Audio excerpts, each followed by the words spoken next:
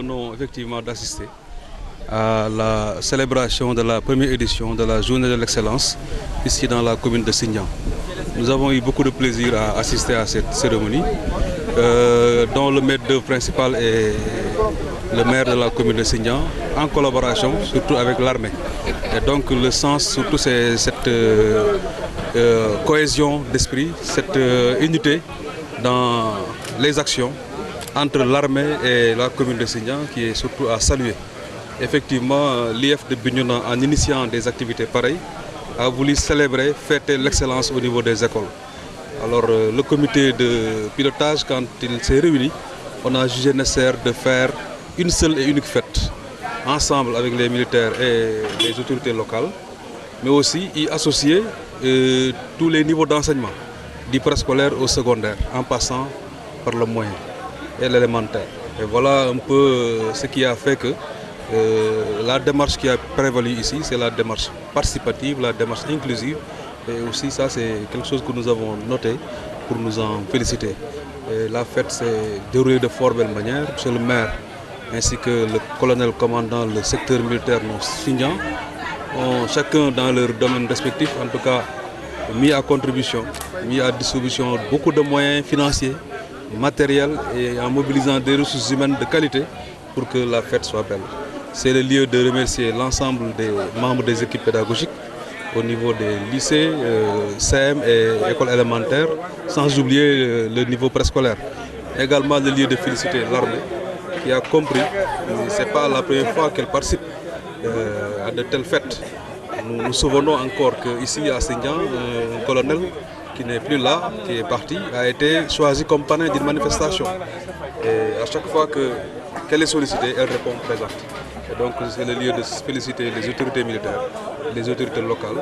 Et au nom de M. le ministre de l'Éducation nationale, nous avons vraiment magnifié l'organisation d'une telle fête au niveau de la commune de Sindian et nous espérons que cela se déroule dans les autres communes de l'arrondissement ainsi que dans toute la région de Ziguinchor. Quel peut être l'impact de cette initiative dans le cadre de la promotion des apprentissages scolaires? Oui, l'impact, comme l'ont dit respectivement l'inspecteur de l'éducation et de la formation ainsi que le maire, l'idée c'est de susciter une saine émulation au niveau des élèves. Saine émulation, c'est tout simplement récompenser ceux qui ont été promis afin que ceux qui n'ont pas eu la chance d'être promis puissent en tirer toutes les conséquences, pour ne pas dire toutes les leçons, et travailler davantage à faire de sorte que lors de la prochaine édition, que ces derniers soient primés. C'est un peu ça ce qui est visé en amont par les autorités, que vraiment qu'il y ait une saine émulation au niveau des élèves. Et cela, tous les enseignants, tous les membres des équipes pédagogiques, n'est-ce pas, doivent y travailler. Et pensez-vous que c'est un début de réponse justement au problème qui a ça justement le secteur de l'éducation? Les problèmes, quand on parle de problème, on parle comment des appris de fortune entre autres. Oui, bon, vous savez, les problèmes ne manquent pas dans le secteur de l'éducation. Mais comme on l'a si bien dit à l'occasion de cette cérémonie, que l'école n'est pas qu'en permanence en crise. L'école peut aussi être en fête, et c'est le cas aujourd'hui. Les problèmes demeurent, les problèmes sont là, mais les autorités de l'État, n'est-ce pas, ont fini par faire le tour de la question et des actes sont posés allant dans le sens de résorber justement le gap, n'est-ce pas, allant dans le sens de réduire le taux d'abri provisoire dans les localités. À travers le BCI, chaque année, des salles de classe sont construites.